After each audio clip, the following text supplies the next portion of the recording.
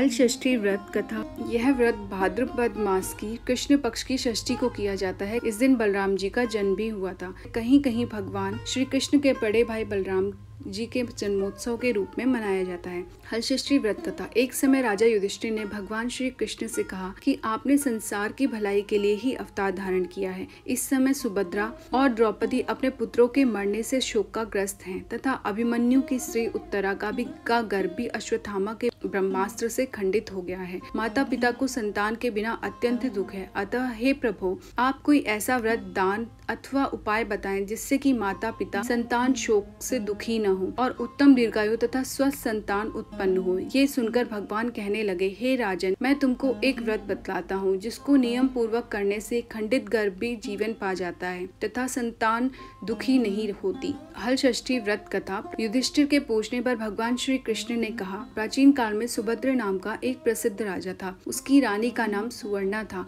और उनके एक हस्ती नाम का प्रतापी पुत्र था जिसने अपने नाम से हस्तिनापुरी बसाई। राजपुत्र एक दिन धात्री के साथ गंगा जल में स्नान करने गया और गंगा जी में जल क्रीड़ा करने लगा। इतने में ही एक ग्राह उसे जल में खींच ले गया। यह सुनकर रानी सुवर्णा बहुत दुखी हुई और क्रोध में उसने धात्री के पुत्र को धधकती हुई अग्नि में डाल दिया। तदंतर राजा और रानी अपने अपने प्राण त्यागने को तैयार हो गए। वह धात्री भी अपने पुत्र शोक में किसी निर्जन वन में चली गई। वह धात्री वहाँ एक सुनसान मंदिर में शिव जी, पार्वती, कार्तिकेय जी और गणेश जी की पूजा करने लगी। प्रतिदिन पूजन व ध्यान करके वह तीर्थधान्य तथा महुआ खाया करती थी। भगवान बोले कि हे राजा युधिष्ठिर, इस प्रकार व्रत करते हुए उसके प्रताप से भाद्रपद मास की कृष्ण पक्ष की षष्ठी के दिन नगर में एक अद्भुत दर्शन हुआ कि एकाएक धात्री का पुत्र अग्नि में से जीवित निकल आया। राजा रानी ने भी उस धात्री के पुत्र को अग्नि में से निकलते हुए देखा, जिससे उनको बड़ा आश्चर्य हुआ। उन्होंने पंडितों से उसके जीवित बचे रहने का कारण पूछा। इसका रहस्य बताने के लिए शिव जी की आज्ञा से दुर्वासा ऋषि वहाँ आए। राजा ने दुर्वासा ऋषि को आया जानकर उनकी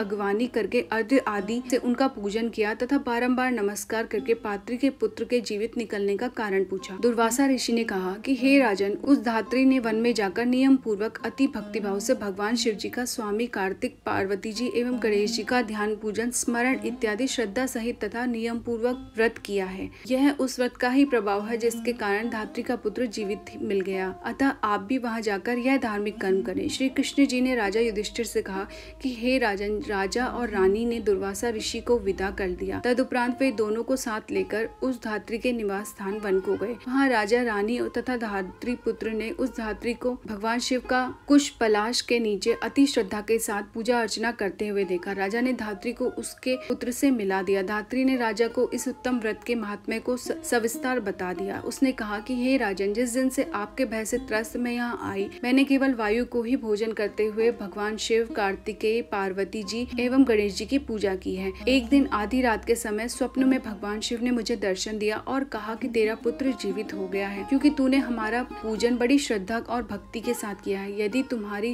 रानी भी इस व्रत को विधि पूर्वक करे तो उसका पुत्र भी उसको जीवित मिल जाएगा तथा और भी बहुत से पुत्र उत्पन्न होंगे। भगवान श्री कृष्ण ने राजा युधिष्ठिर से कहा, राजन, भादों के महीने में कृष्ण पक्ष की षष्ठी को यह उत्तम व्रत करना चाहिए। उस दिन प्रातः काल स्नान करके क्रोध, लोभ, मोह त्याग कर व्रत को नियम पूर्वक कर लेना चाहिए। जब तक व्रती रहे किसी जीव की भी हिंसा न करें। व्रत संपूर्ण करने के लिए चींटी आदि का मार्ग भी उल्लंघन न करें तथा दोपहर के समय मित्रों सहित पलाश तथा कुशा के नीचे भगवान शिव, पार्वती, स्वामी कार्तिकेय तथा गणेश जी की मूर्ति स्थापित करके धूप, दीप, नैवेद्य आदि से विनम्र भक्ति भाव से पूजा करें और प्रार्थना करें कि हे सौम्य मूर्ति, पंचमुख, शूलधारी, नंदी, भृंगी, महाकाय आदि गणों से युक्त आप भगवान शिव को मैं साष्टांग नमस्कार करता हूँ। शिव हरकांता, प्रकृति श्रेष्ठ हेतु, सौभाग्य दायिनी गौरी और माता पार्वती को मैं नमस्कार करता हूँ। हे मयूरान, हे क्रोंच पर्वत को विदीर्ण करने वाले कुमार विशाख और स्कंद आप स्वामी कार्तिकेय को बारंबार नमस्कार है। फिर एक दंत गणेश जी की अभ्यर्थना करें कि हे प्रभु मूषकवान लंबोदर, आपको साष्टांग प्रणाम है। इस प्रकार इन चारों देवताओं को की भली प्रकार पूजा करें। फिर ब्राह्मणों सहित गाजे बाजे से अपने घर को जावें। उस दिन सामक के चावल का भोजन करें और दही, दूध, घी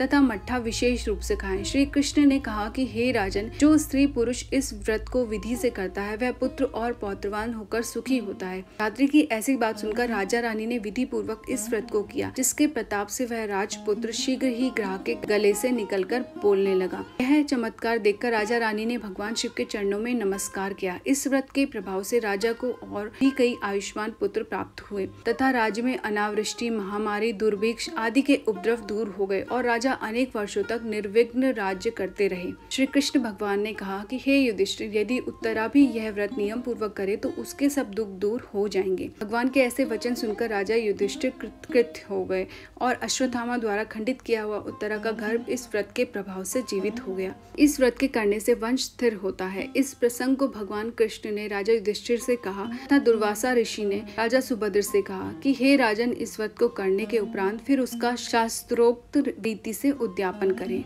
हल षष्ठी व्रत का उद्यापन। उद्यापन में स्वर्ण, महिषी, गौ और वस्त्र ब्राह्मणों को दान में दे। सोना अथवा चांदी की मूर्ति बनाकर वेद पाठी ब्राह्मणों सहित उनका पूजन करें। दुर्वासा ऋषि ने कहा कि हे राजन, विद्वान धर्मनिष्ठ राजा युधिष्ठिर ने भी इस व्रत को उत्तरा से करवाया था, जिसके प्रभाव से उसका अश्वत्थामा द्वारा खंडित किया हुआ गर्भ उदर में हिलने डुलने लगा तथा वही गर्भ राजा परीक्षित के रूप में प्रकट हुआ। जो कोई मनुष्य यह उत्तम व्रत करता है उसके सब कार्य सिद्ध होते हैं, पुत्र पौत्रों की प्राप्ति होती है तथा शिवलोक में उसकी पूजा होती है। इति श्री हल षष्ठी व्रत कथा समाप्त।